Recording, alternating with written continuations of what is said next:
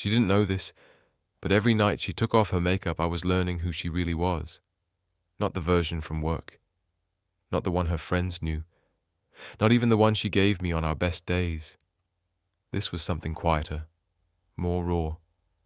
The real version of her only came out in the bathroom, in dim yellow light, with the mirror fogged up and the door half shut. She never started with, "Can we talk?" She just moved.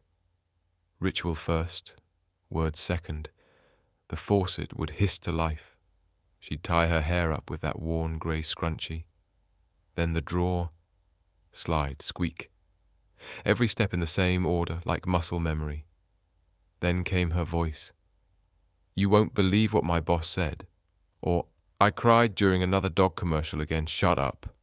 She always said shut up before I could laugh.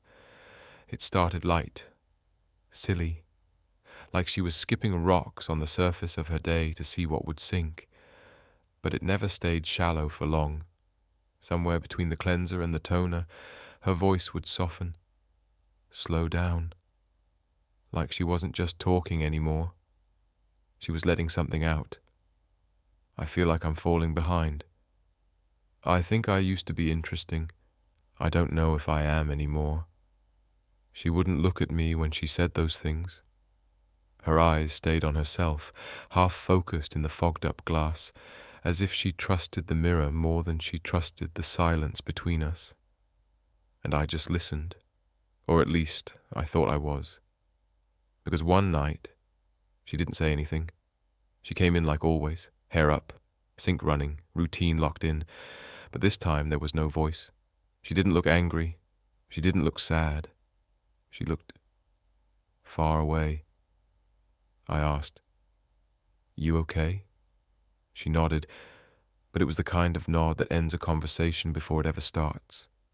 And that silence, that nothing, spoke louder than any story she'd ever told me. That's when it hit me. Those nights when she talked through removing her mascara and smudged away the lipstick her mom always made her wear. Those were the most honest versions of her. I just hadn't known I was supposed to be listening with more than my ears. I started thinking back. That night she wiped her cheeks and said her best friend stopped texting back. That laugh that faded too quickly.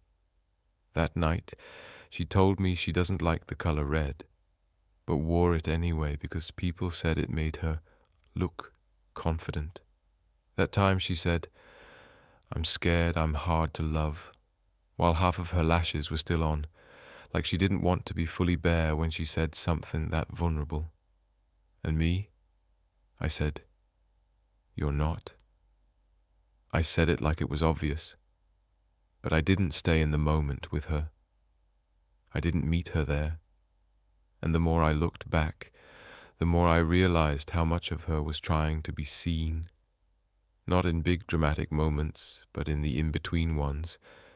I remember once, she dropped her makeup brush and didn't bother to pick it up. She just stared at the floor for a second too long, and then said, "I don't know who I'm trying to be anymore." That line never made it into the next morning. It stayed in the steam, in the quiet, where it lived and died in a 30-second window I didn't know was sacred. Eventually she started talking again. Surface-level stuff, what someone wore, what someone said. But it wasn't quite the same. Not because she changed, because I did. I was finally hearing her. And now, when she wipes off her day in front of that mirror, barefoot, tired, unguarded, I show up. I stop what I'm doing. I lean in. I ask about the things she almost says. And I remember what a gift it is to be trusted with the quiet version of someone. Because those small, late-night rambles, those were never small. They were the truth with the volume turned low. And I think about how many people miss this. How many relationships break not because of one big moment, but because one person kept showing up in the background, hoping to be noticed. So if someone in your life talks while they do the ordinary things, while folding towels, while brushing their hair, while taking off their makeup, don't just nod. Don't just listen like it's noise, because those are the moments they're most likely telling you the truth in a voice small enough to ignore. And if they go quiet, if one night they stop saying anything at all, you'll feel it. The silence will fill the room like something's been unplugged, and by then, you won't know how long it's been missing.